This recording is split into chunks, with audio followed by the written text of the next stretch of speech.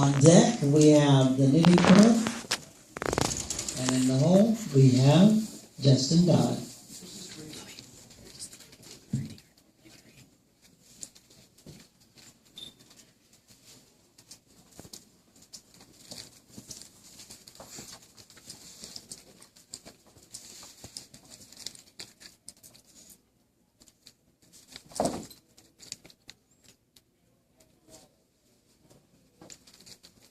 Welcome to You're Finished, the game show in which your talents can either make you or break you. How will you use them? Will you spend them or invest them?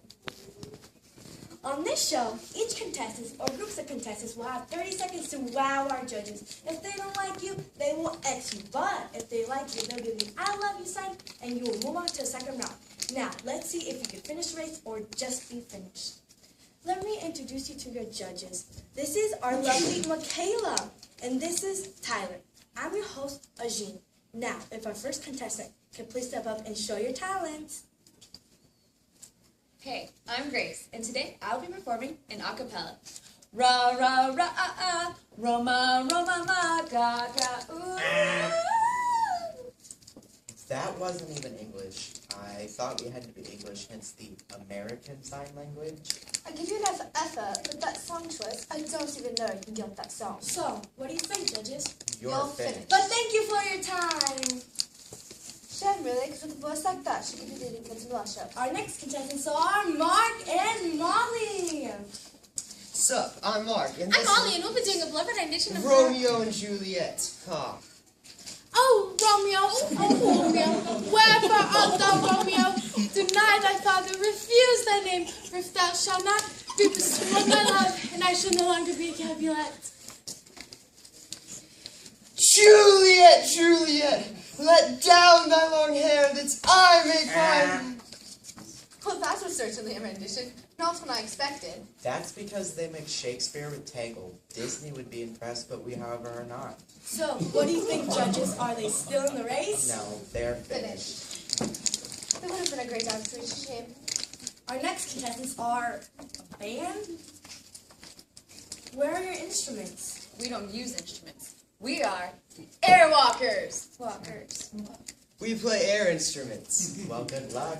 And 1, 2, 1, 2, 3, 4. It started with a whisper, and that was when I kissed her, and then she made my lips hurt.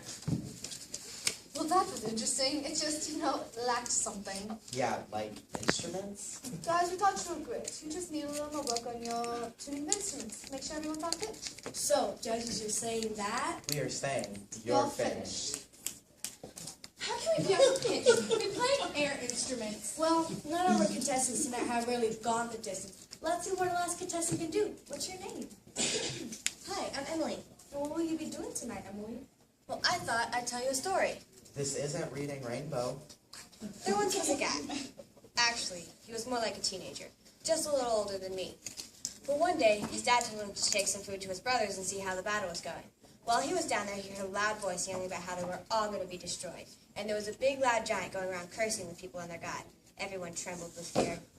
This kid wasn't standing having his god mocked, nor his people defeated. So he went and talked to the boss, meaning the king. The king wished him luck and told him to go to it. He tried on the king's armor, but it was not what he was used to. He had to go as he was in the faith that he had. He couldn't hide behind the king, especially when the king himself was hiding. So he took 5 stones and a slingshot and ran at the giant. I mean, this guy was huge. We're talking about 9'9". That's taller than any recorded basketball player in the history of the National Association. And you know what this kid did? He said this. You come against me with sword and spear and javelin, but I come against you in the name of the Lord Almighty, the God of the armies of Israel, whom you have defied. On this day the Lord will deliver you into my hands, and I'll strike you down and cut off your head.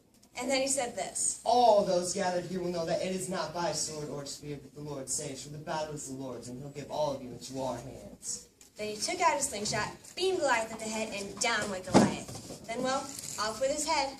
See, God prepared David so he didn't bleed in battle, and on that day he knew what his mission was and chose to accept it. He had the task of testifying to the good news of God's grace. Too bad for the National Basketball Association. True story. Wait, that's it? What happens next? That's a story for another round. Well, that's all the time we have for today, folks. I'm Ajin Manji encouraging you to testify about the good news of God's grace and finish well. For me, good night.